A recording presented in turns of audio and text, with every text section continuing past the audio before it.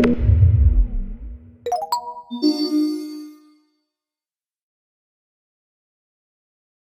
I'm Jim Heath. I'm the president of the ISB, and it's wonderful to be here with my two friends, Linda Chen and Jim Allison.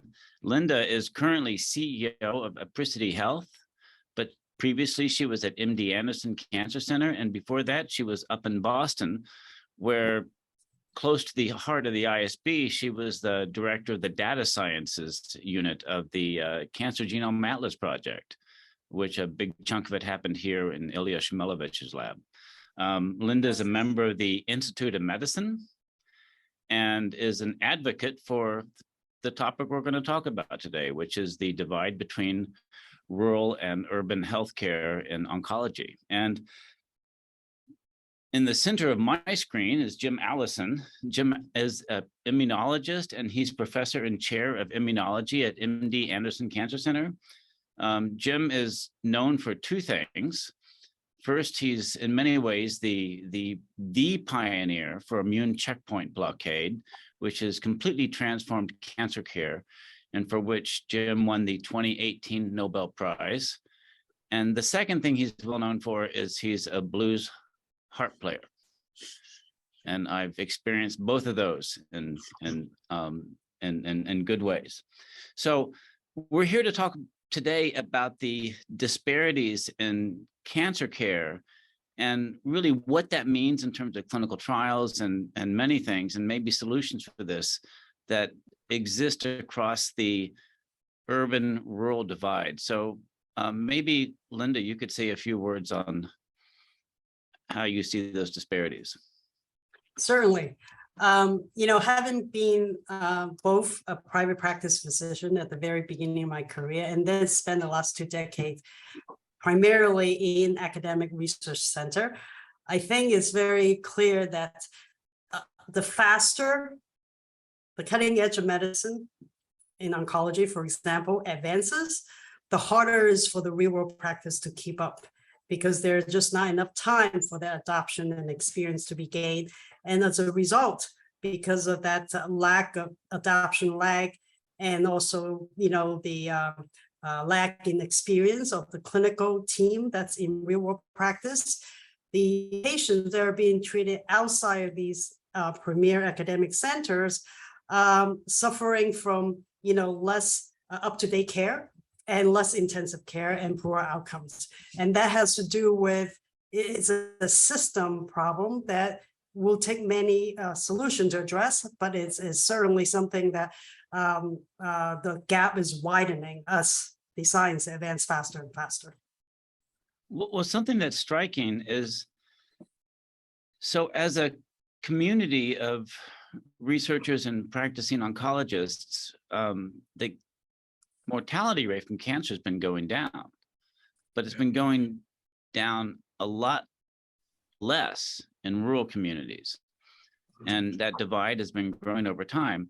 And in fact, if you look at when clinical trials have happened in rural communities, patients do about as well in those rural communities as they do in urban communities, indicating that there's not something intrinsically different about rural patients. It's basically a care issue.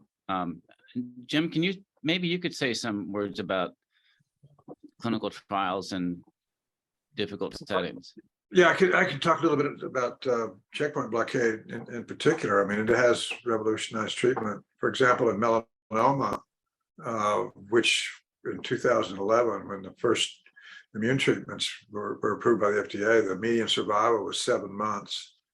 And after diagnosis, only 3% or so of people were alive at 5 years. Now, almost 60% of patients are alive at 5 years. I mean, it's been a remarkable achievement. But most of these patients are being treated at major academic centers in the cities and not necessarily in rural communities or even in smaller towns. And one of the reasons is in this case, perhaps associated with, well, for sure associated with the fact that there are adverse events associated with the treatment.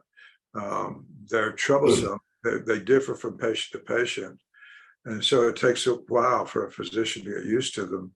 And it's very different from the toxicities that occurred with chemotherapies and things that were pretty stereotypical and same in every patient, and a doctor could learn very quickly. But these, some patients don't have any, some have pretty serious ones, and they differ, and they have to be recognized quickly and dealt with.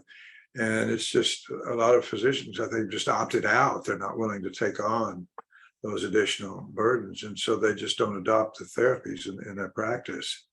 And the only people who can benefit from these curative treatments are the ones who are either at the medical centers or are sent there by the doctors who are at least aware of it. And that's a very, very big problem now, the penetrance of these new therapies, which, you know, you're right, nationwide have led to a decrease in the mortality of melanoma, but also lung cancer and a few other cancers are just not getting to everyone as they need to be for full effect.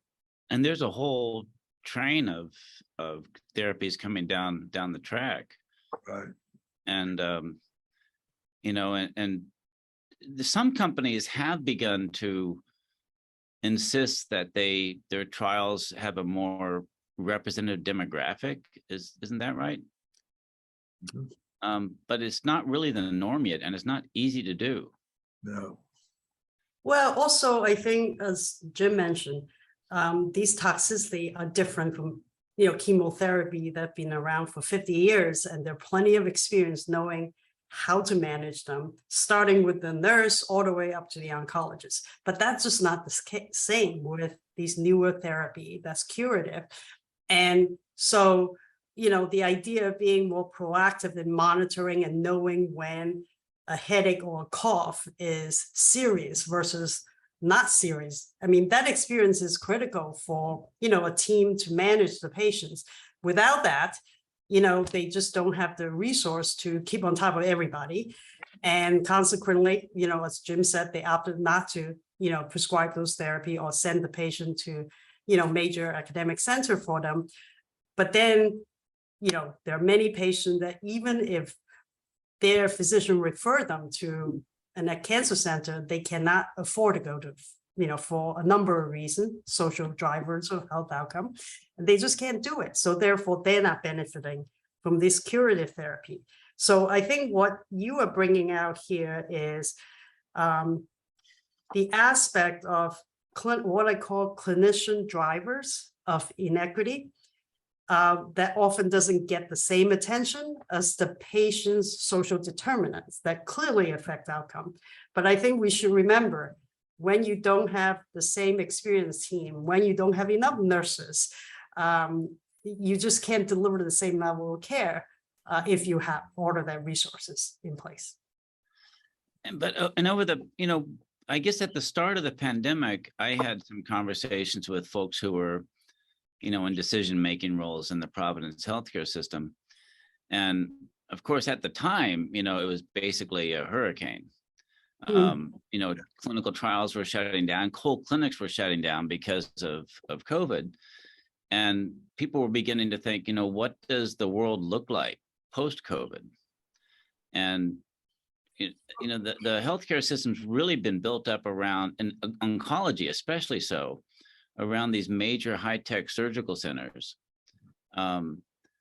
which is probably not in the long-term sustainable because it impacts a relatively small subset of the patients.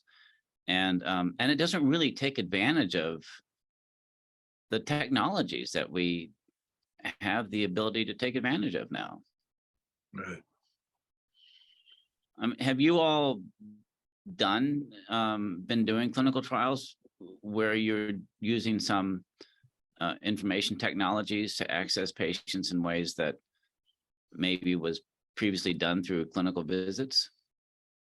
I think the concept of technology enable decentralized trial is very exciting, and COVID have put that on the map for everyone. And it's, I don't think we'll ever go back to not using those technology, but I think the tech can do, I think of it this way: if you have an experienced study team, let's say, at your center, and could technology help them reach more patients farther away and lower the participation burden of the patient because they don't need to come in to see the doctor as often. A lot of things can be done virtually, and you can capture more data without, all the physical travel that's required. And that's great. But there's only, if I think of it as a concentric circle, there's only so far that one study team can expand out. So what I think we have not gotten to is leveraging those technology to have more study team that's closer to the patient. Because when you get to opening the study really in the rural community, now it's not just technology you need. You need the right people. Like who are the doctor, who are the nurse, who are the research coordinator, who actually have been trained and can manage and monitor the patient the same way these experienced study team can do.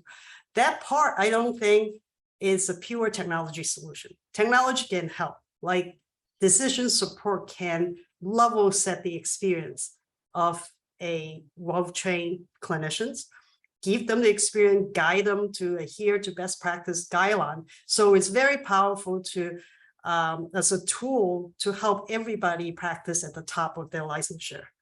But you still need a person. You still need, the right people that have been trained with a basic skill to be available. You just can't do it with the technology alone. And I think we need to think about that, beyond just extending the reach of existing team. And so what are your thoughts, either you or Jim, on, let's take, I just looked at this map of oncologist density across the United States. And it's, as you can imagine, it's really great in the cities. And it's, and there are almost whole states where there's nothing. Right.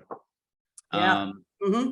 And so how do you, when you have a patient, and I think Oklahoma is probably stands out, but rural parts of almost any state stand out.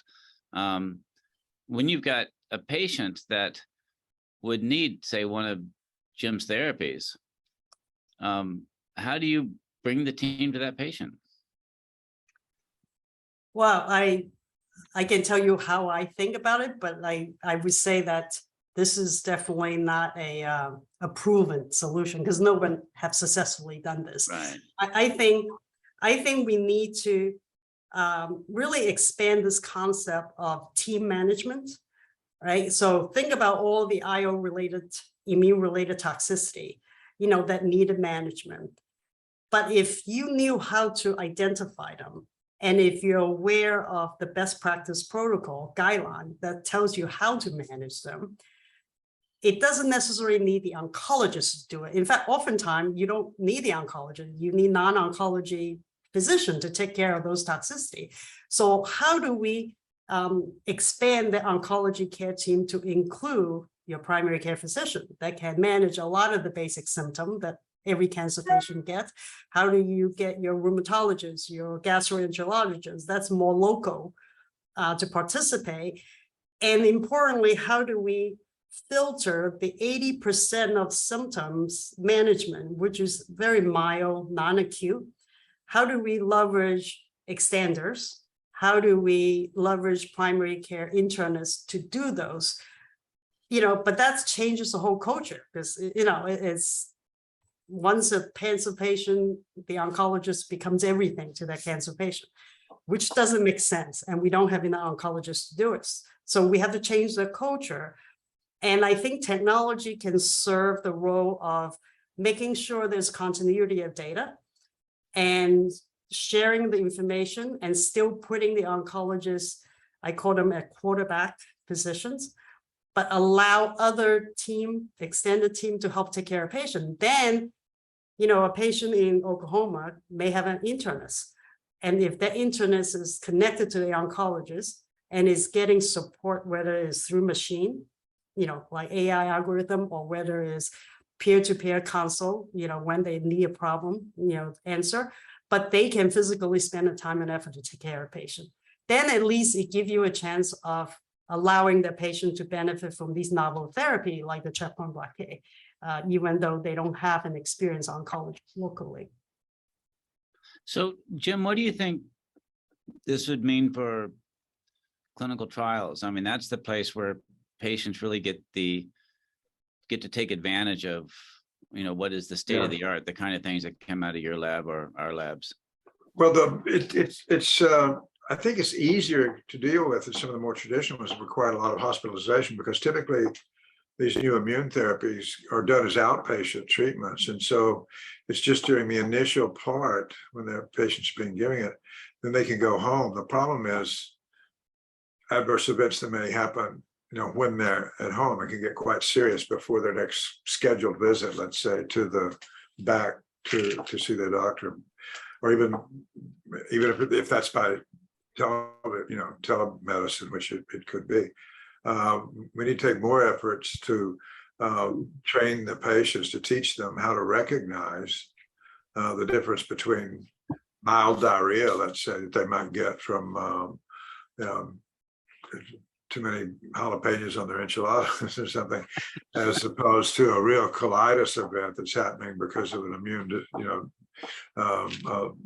inflammatory disruption by the drug and intestine, which happens.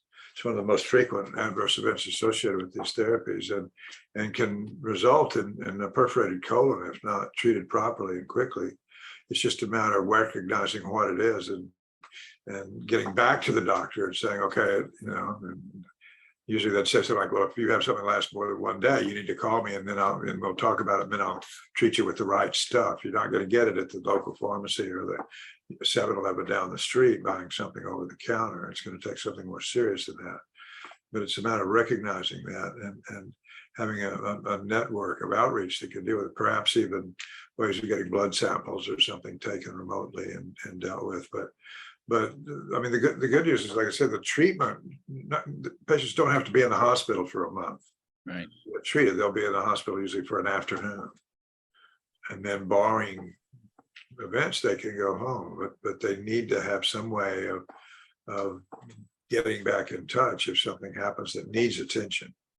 And that's one of the problems, because these they fall into several categories which are different, but they can be quite different from patient to patient. But there are some common ways of treating them that the appropriately educated person can do, even over the telephone, television, perhaps, iPhone.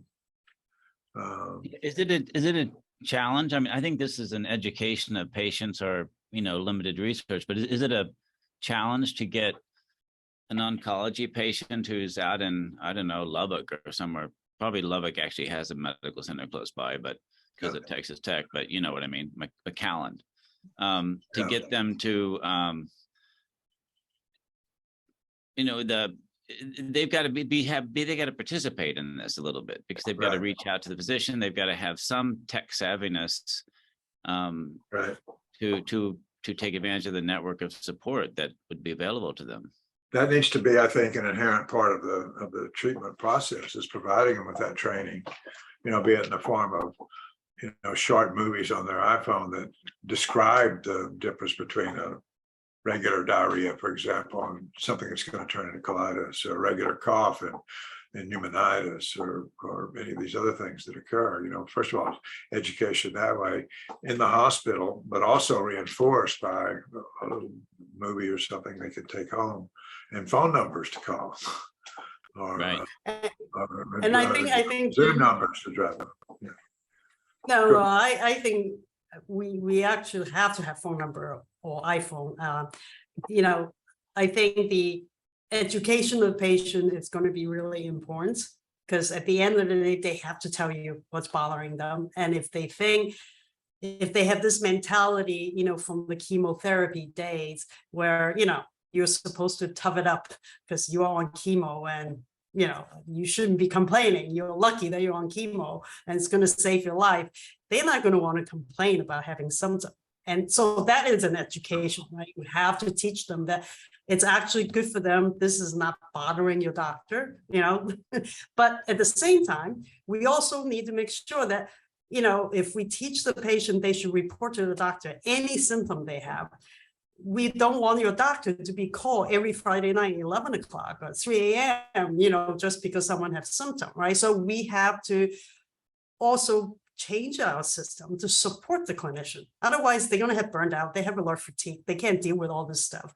And I think that's where the extended team comes in. You got to have a larger team.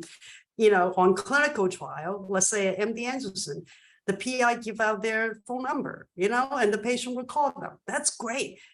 Great for the patient, great for the doctor, but that is not a sustainable way of taking care of a patient in real life. So we got to have a team that's there to get the phone call or review the data coming on the app because the patient had mild diarrhea at 3 a.m., and not wake up your specialist, and so that you have a balance. And I think that's where we got to do both, educating a patient, but also changing our delivery system to have a broader team-based approach. Yeah, I know of instances where patients started getting sick on a Friday afternoon, and by Saturday were very ill, didn't think, maybe didn't call the doctor, didn't want to call a doctor, went to the local emergency room. They didn't know what to do because they didn't necessarily know what the treatment was, and they give the inappropriate treatment, and the patient dies from, and there's at least one example that I know of a patient that my wife, who's an oncologist, treated, that was actually on the way to being cured. The tumor was essentially gone, but had an adverse event late in the treatment stage and died of the adverse event after being cured of the cancer. Wow. And there are even more examples of people that have adverse events that they're not treated properly. They're taken off the treatment, and so they don't benefit either. I mean, there's all kinds of several directions bad stuff can happen when you don't have rapid access to treatment. Even though it's the bad side of not being in the hospital the whole time you're getting that early treatment. The good side is you go home and it doesn't cost as much. The bad side is you have to have a network. Well, there's another issue that Linda's written about involving genomic testing. Many cancer therapies that are being trialed involve some level of genomic testing.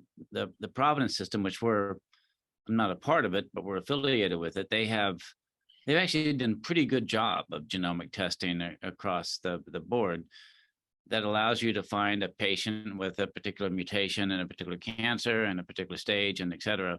Mm-hmm. But that's an exception. And it seems to me that that's a database. I mean, gosh, there's a recent report that you can get your whole genome for $100. Yeah. I mean, why wouldn't you doing that? I think that get to a point that I'd like to add to. I'll come back to this, but on a private conversation. I think we have to learn to not say that patients need to be educated and know when they should report symptoms, because that puts all the burden on the patients. And at the same time, we can't say the oncologists need to be taking care of everything and take that phone call at 3 a.m. on Friday night, because then you don't have enough oncologists to go around. Right. So taking that approach, same thing with $100 genome. Great, you can sequence it, but who would do what with that data? Is it up to the patient to figure out what to do with that data and take it to which doctor, or is it up to your doctor? Is that a primary care, or is it an oncologist to figure out what to do with that $100 genome?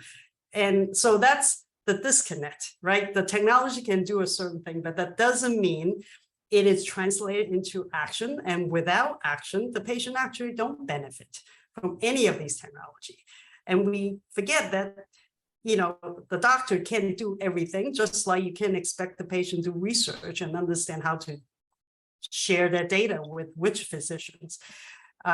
So I think the infrastructure needs to be in place to say, okay, when is $100 genome actually generate something that's worthwhile? I think the system to test every patient should be considered standard care. And I think Providence is doing that, which is necessary. I don't think you can do a proper molecular diagnosis and select the right treatment without genomic testing the tumor in 2022. That should be standard care. But unfortunately, that adoption is not 100%.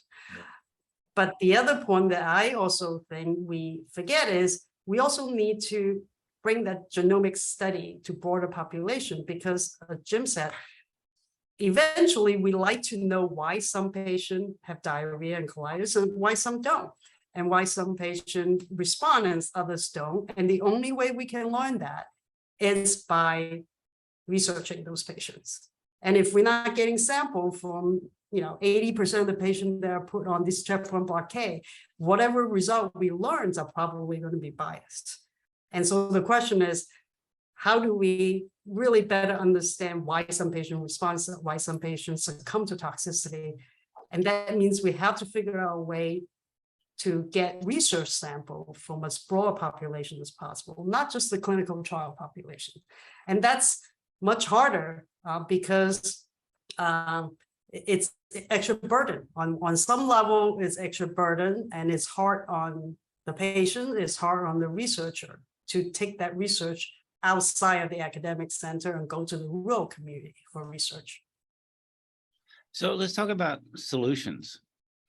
So I know you guys have founded this company, Apricity, which is aimed at and maybe first steps toward trying to solve some of these issues faced by this divide between rural and urban and et cetera. Yes. So how do you guys imagine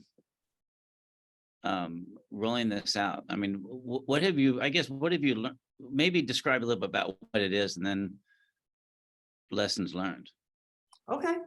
I think it's the lessons, the motivation is everything that we talked about. And, like some of the experience that Jim speak of, particularly, not just genomic-based targeted therapy, but the curative checkpoint therapy, and seeing the lag in adoptions, the misdiagnosis of the toxicity leading to patient dying from side effect. I mean, none of this is acceptable, right? So how do we fix that problem?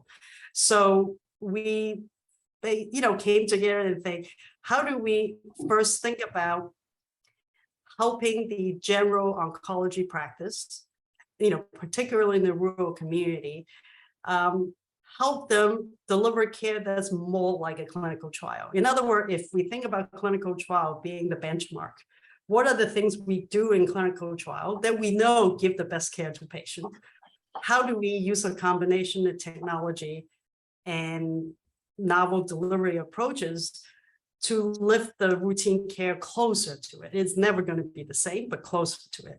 So for example, we talk about the nurses may not have the experience in a general practice to recognize colitis symptom because they spend 30 years taking care of chemotherapy patients. They would think that that's what the diarrhea is, but with checkpoint therapy is completely different. But they have to have the experience to recognize that.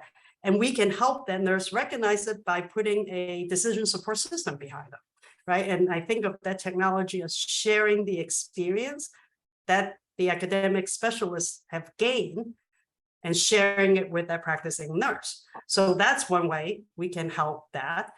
But then, particularly with the COVID pandemic, we realized the shortage of staff is actually more rate limiting because the technology can help us monitor the patient, can help us alert the clinician that this is a symptom that it's not the usual diarrhea.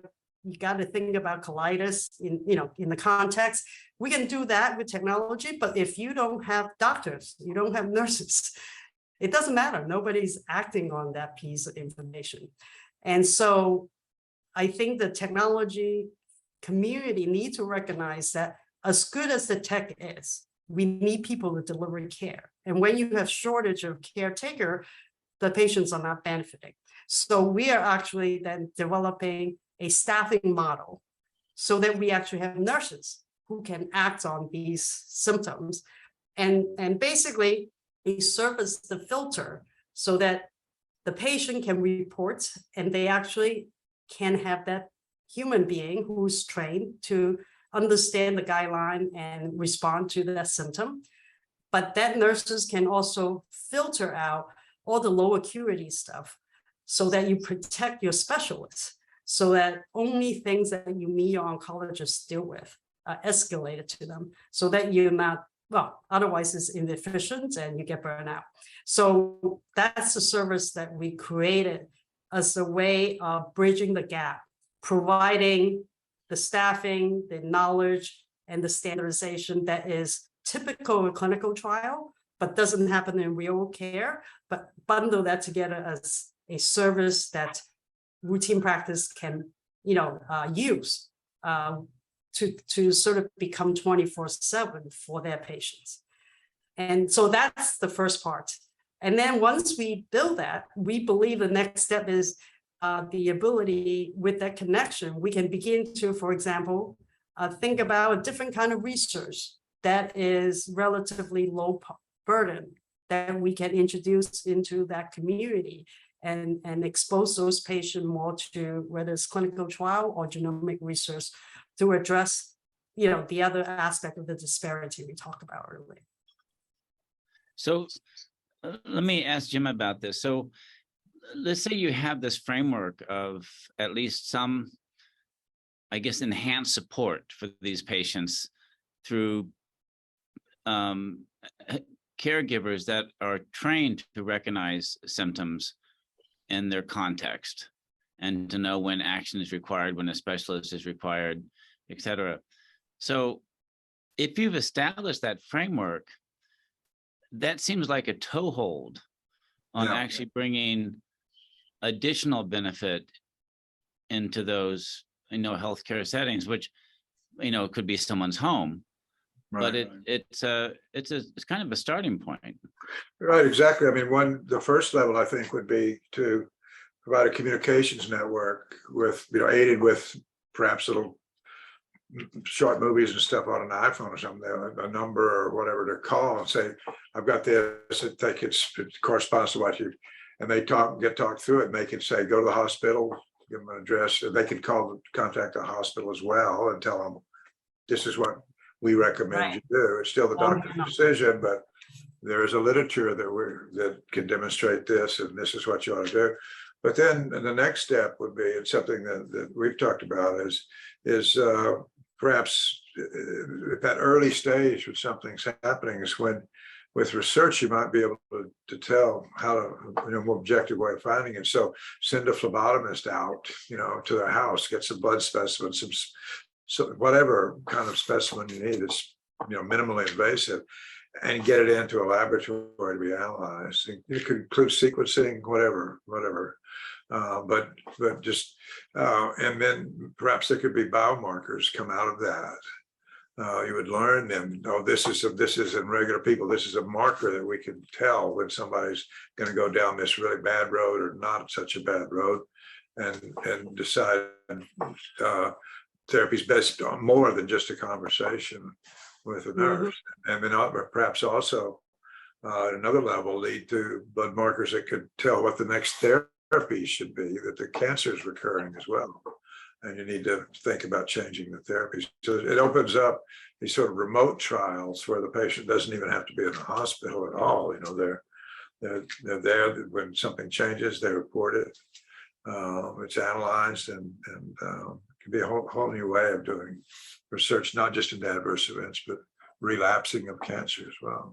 Well, we recently ran a study. It was actually a treatment trial, not anything on patients as sick as what would receive checkpoint inhibitors, but it was a treatment trial, and it involved 5 blood draws and physician monitoring, and there was not a brick or a slab of mortar involved in the whole thing. Everything was done remotely, and it made us, as I'm a sort of a technology developer at heart, and it made us think about, well, what if you could measure these kind of things or those kind of things, measure them continuously? And of course, we don't have that tech yet, but that tech is coming, right? And you can see pieces of it out there, and that's the kind of thing. Now, you have to have, as Linda alluded to, you've got to have expertise that can interpret it, that can use it, that can take advantage of it. But if you're talking about, utilizing what we have available in this century, it's actually pretty spectacular to look at. I I agree. think, yeah, is you're absolutely right. I mean, the idea that we will be able to continually measure molecularly, of a certain characteristic in a patient, it's not science fiction by any means. It may even be within the next 5 years, not 10 years, right? So, but I think with that, we really need to invest in building that infrastructure where it isn't a patient who realize I can buy this to measure that, and therefore I go get that, and then I get the data, I send it to my doctor, and I send them a Google search of a paper and tell them this is what I want. I mean, great to have activated patients like that, Yeah. but let's be realistic. That's going to be a very biased subset of patients, right? If we want these technology to equitably benefit every patient, then the care delivery system need to incorporate that. It has to come from the care delivery system. It can't be from the patients. And therefore, I think building the infrastructure that allow us to, change our culture of care delivery from tribal approach, you're my patient and that's it, versus this patient needs a team. And this is the team. They start from the major academic center and it's connected all the way down to the local, and including the phlebotomists then show up at the home. That's all part of the team. The technology can continue and maintain the data continuity. The technology can make sure that everybody's doing their part. And in total, it adheres to best practice guidelines. That's all what the tech can do. We just need to get everybody's mindset change to say, this is how we take care of patients. Not your patient and my patient, but this is the team take care of the patient. So I think of the service we built at Apricity is the first step where we think of ourselves as the extended team to help the oncologists, right? We are here to help the oncologists so they can help their patients, rather than we go direct to the patient and we create a path to access the patient. And now the patient have 10 provider and 10 doctor and 10 app, 100 apps. They don't know what to do. They really all should come from the quarterback. The quarterback is the oncologist. The decision support system guides everybody do their part. And we are extender from the oncologist. We're not a separate part that approaches the patient. And I think that's the culture and infrastructure we need to build so that when these tech become available, it doesn't further exacerbate the gap. Otherwise the tech becomes a divider, rather than an equalizer. So let's maybe conclude here. And Jim, maybe you could comment on what would this mean? All the various pharma companies out there that are trying to do clinical trials, and right now, basically you get people 40 to 65 white people in the city participating in clinical trials, and that's a model you just have to move away from, because that's not the ultimate customers of the everybody's a customer of this drug. So if you bring this type of care that Linda's talking about through Apricity or similar mechanisms, what does that mean for clinical trials? Well, I think it means that if done properly, you could extend it into neighborhoods that don't even have hospitals around at all. In the barrios in South Texas, and you could have the tests. Eventually, what I could see is something, besides what we're talking about with consultation and these reporting structures and immediate access to phlebotomists and all that. I mean, I saw this device, and I know Linda's seen it, and perhaps you've seen one too. It was a little remote box that would do the COVID PCR test. And it was a box, and you just, swabbed your throat, put it in, and in 30 minutes, it ran a PCR reaction. I mean, you could have that to detect presumably, polymorphisms that might be, associated with different diseases in a blood draw, and the diagnostics could come down to something like that. That would be useful in trials, both learning about stuff and then helping decide how to treat people. I think would be incredible. But I think just building that network and insisting that at the provider end, you know, during the early development, they need to invest in that and make it available to people that can't afford, maybe even to, you know, in Texas that are, and McAllen, and can't even afford to come to Houston at all. You know, Yeah, the local it is a government great, did initiative. it is a great playing field leveler for the patients. Yeah. And yeah, and I think and it's, you know, I think all of us have to think about, if you're going to do this, it has to be cost effective. The benefit has to outweigh the cost, because, you know, we can't, the current model of healthcare is kind of unsustainable, as everybody's been saying for so long, but I think it's actually happening now. It's clearly unsustainable. So Linda, do you have any final thoughts on this? Well, I think this has been a great discussion. I think I think my final comment is, when we think about health equity, we have to go beyond just thinking about care being inequitable, because clinical trial, there has been a lot of attention to that. And I always want to come back and say genomic research, you know, given my background, recognizing genomic research is not equal, and that has impact, you know, through the entire pipeline. And I think I love technology like you, Jim. But I think we often forget that at the end of the day, the patient don't want an app and they don't want a chatbot. They want a physician, a nurse who provide care, particularly for cancer patients. You know, there are exceptions to some of this, but for a cancer patient that's sick, they need healthcare providers. Healthcare provider needs help. Technology can help, but technology can't replace the healthcare provider. And I think that is something that we always have to keep in mind, you know, to bring that patient human component to care delivery.